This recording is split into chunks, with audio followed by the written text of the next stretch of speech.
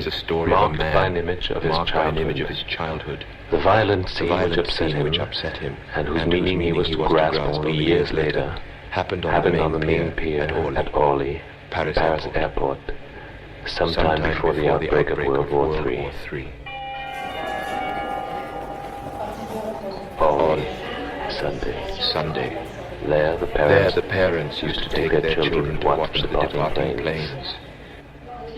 Of this particular Sunday, the child whose story we are going to tell was bound to remember the sight of a frozen sun, of a stage setting at the end of the pier, and of a woman's face.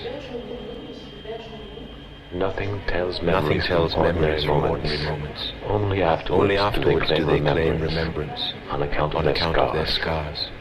That face, which was to be a unique image of peacetime to carry with him through the whole wartime, he often wondered if he had ever seen it, or if he had dreamed a lovely moment to catch up with the crazy moment that came next, the sudden roar of a woman's gesture, the fall of a body, shrieking people.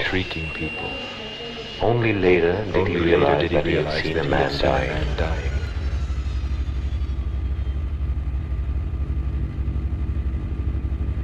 And soon afterwards, Paris was blown up.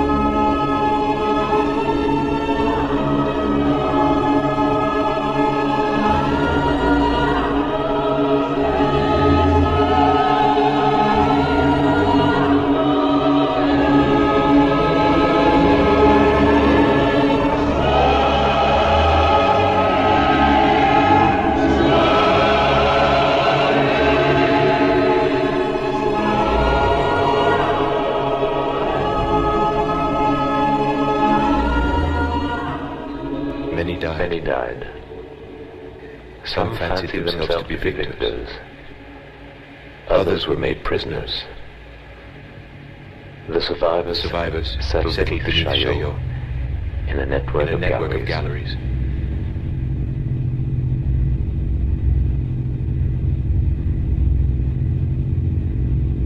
Above ground in Paris, as in most of the world, everything was rotten with radioactivity. The victors stood guard over a kingdom of rats.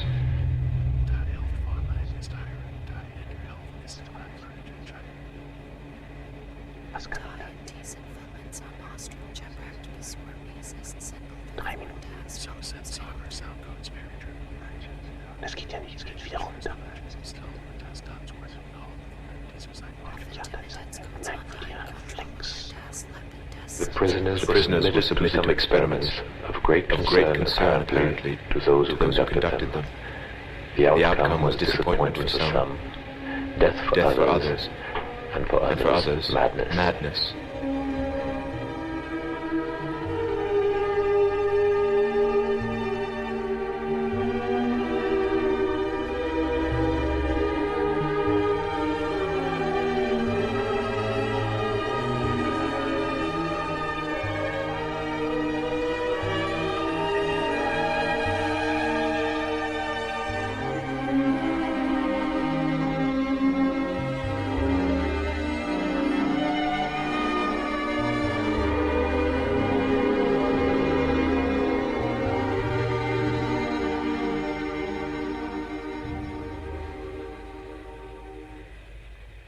One day they came to select a new guinea pig among the prisoners.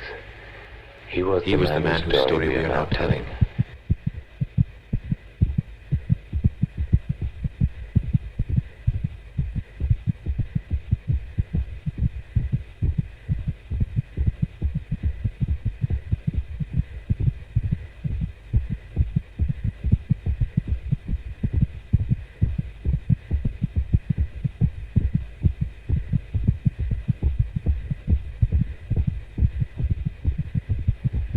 He was frightened. He had heard about the head experiment and was prepared to face the mad scientist, Dr. Frankenstein. Instead of whom he met a reasonable man who told him in a relaxed way that the human race was doomed. Space was off limits. The only link with survival passed through time. A loophole in time, and maybe it would be possible to reach food, medicine, energy. This was the purpose of the experiment, to throw emissaries into time, to call past and future to the rescue of the present. But the human mind balked. To wake up in another time, meant to be born again as an adult. The shock would be too much. Having sent only lifeless or unconscious bodies through different zones of time, the inventors were now concentrating on men with very strong mental images. If they were able to conceive or to dream another time, perhaps, would they be able to live in it? The camp police spied even on dreams. This man was selected only because he was glued to an image of his past.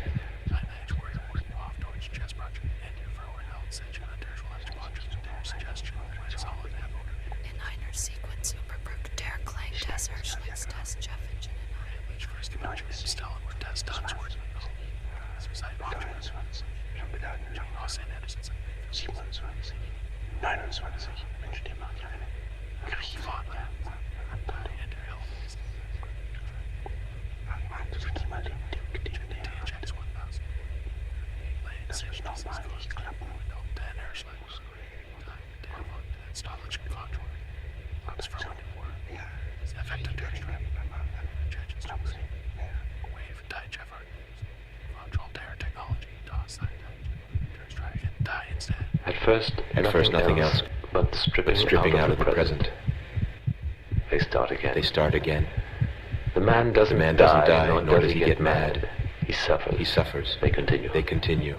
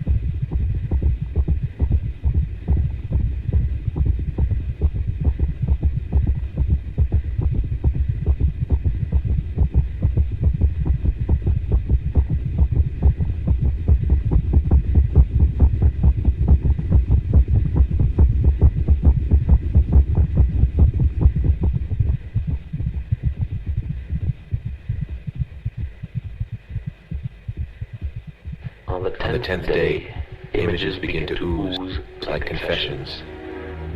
A peacetime morning. A peacetime bedroom. A real bedroom. Real children. Real birds. Real cats. Real graves. On the 16th day, he is on the pier at Orly. Empty.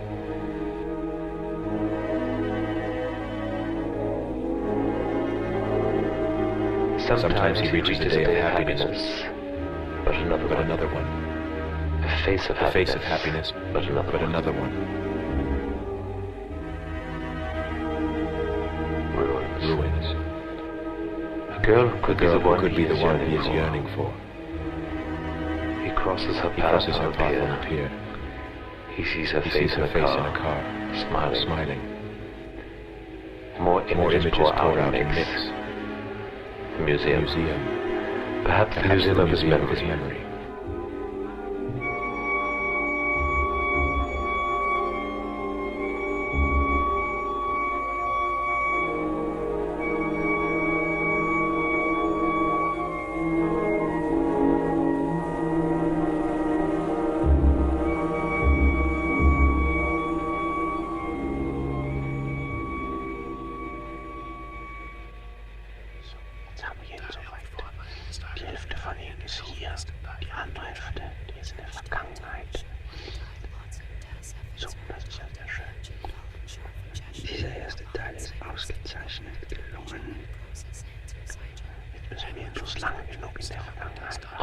On the 30th day they meet.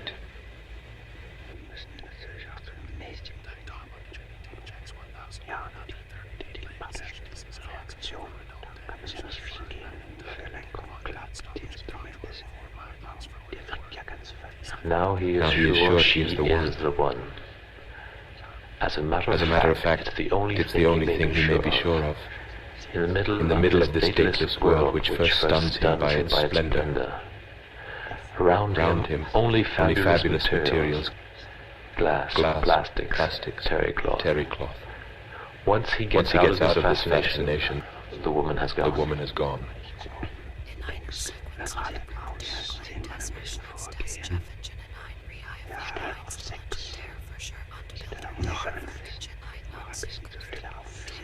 The directors of the experiment tighten their control. They send him back. Time rolls back again. The moment happens once more. This time she is near him. He says something. She doesn't mind. She answers. They have no memories, no plans. Time builds itself painlessly around them.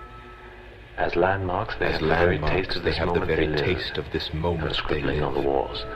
A scribbling on the walls.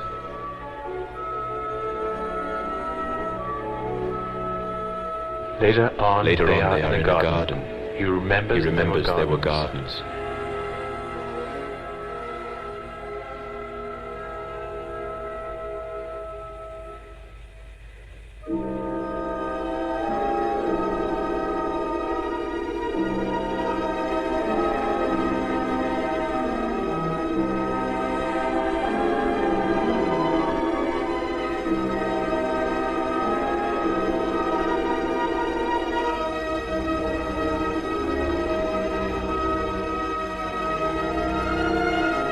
She asks him about his necklace, his combat necklace he wore at the start of this war, which is to break out someday.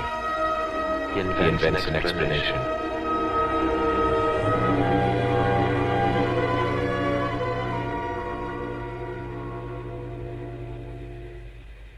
They walk. They look at the trunk of a sequoia tree covered with historical dates. She pronounces an English name that he doesn't understand. As in a dream, he shows her a point beyond the tree. He hears himself say, "This is where I come from."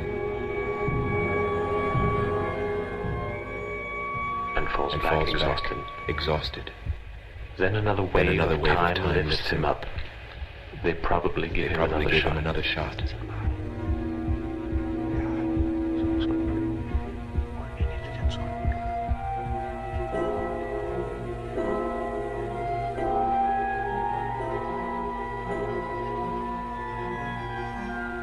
Now she sleeps in the sun. He knows that in this world, where he has just landed again for a little while, in order to be sent back to her, she is dead.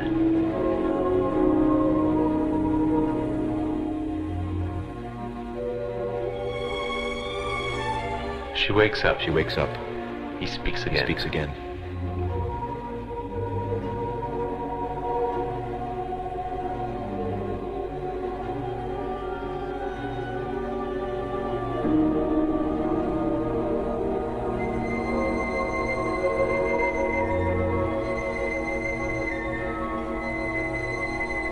Of a truth too fantastic to be believed, he retains the meaning. An unreachable country, a long way to go. She listens. She doesn't laugh.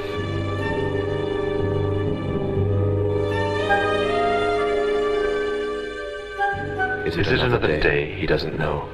They shall go on like this in countless walks in which an unspoken trust, an unadulterated trust will grow between them. No memories, no plans. Up to the moment where he feels ahead of them. A wall. Ja. 6, 5, 4, 3, And this was the end of the first experiment.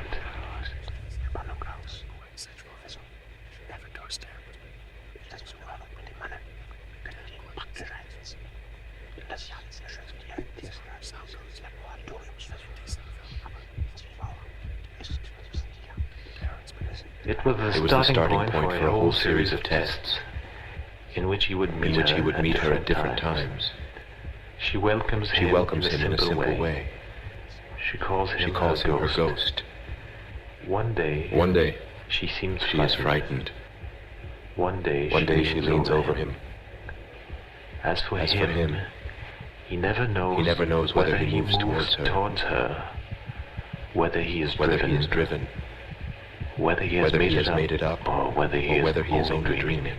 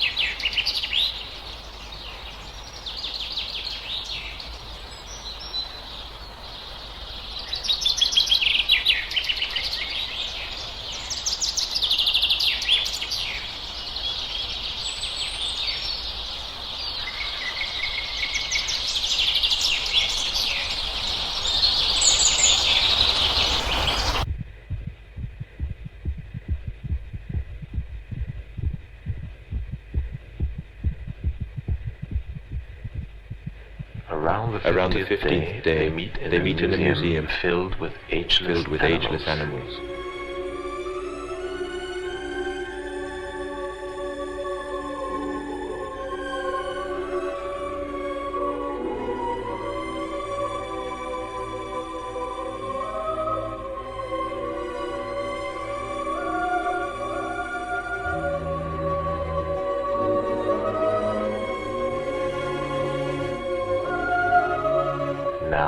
Now they have hit the bullseye. Thrown at the right moment, he may stay there and move without trouble.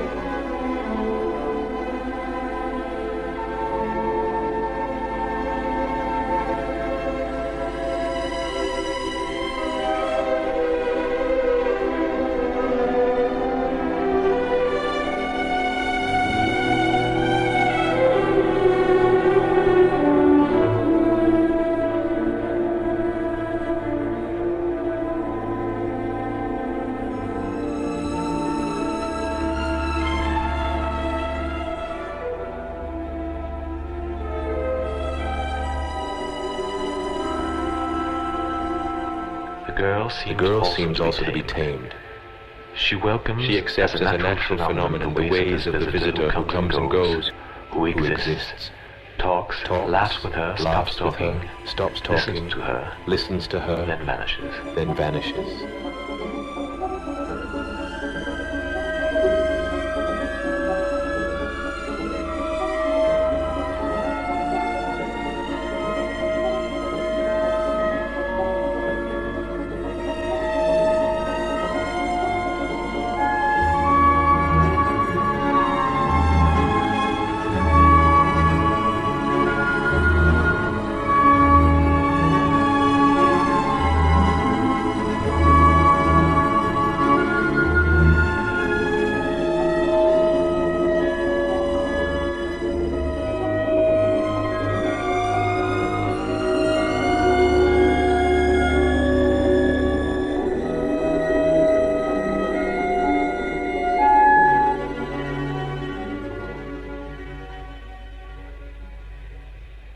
Once back at the laboratory, he knew something was different.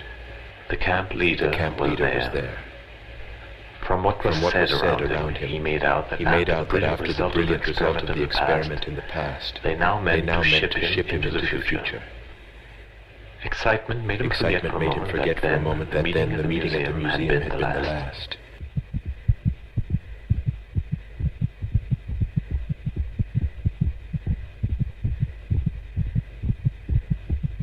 The future was better protected than the past. After many painful tests, he eventually caught some waves of the world to come. He went through a brand new planet. Paris rebuilt 10,000 incomprehensible streets.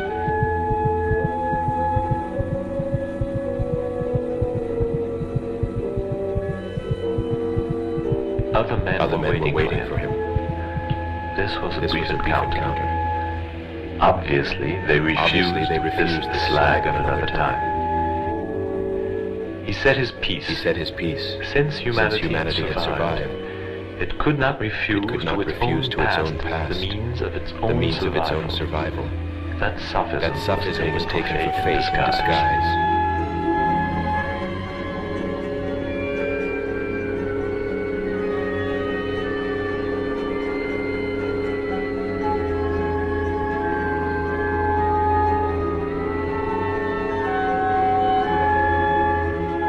They gave him a power plant strong enough to put all human industry in motion again. And the gates of the future were closed. Sometime after his return, he was transferred to another part of the camp. He knew that his jailers would not spare him. He had been a tool in their hands. His childhood image had been used as a bait to condition him. He had lived up to their expectations. He had played his part. Now he only waited to be executed, with somewhere inside him the memory of a twice-lived fragment of time. And deep in these limbos, he got the message from the men of the world to come. They too traveled through time and more easily. Now they were there, ready to accept him as one of their own.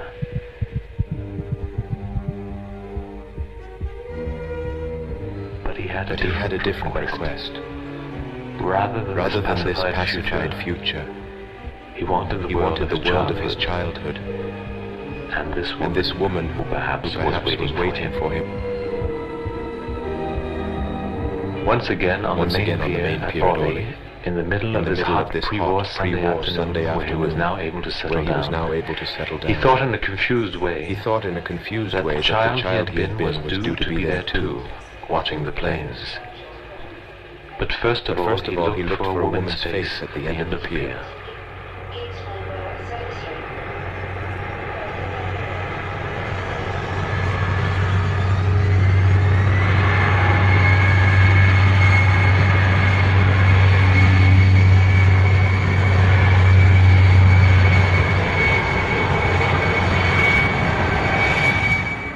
He ran towards her.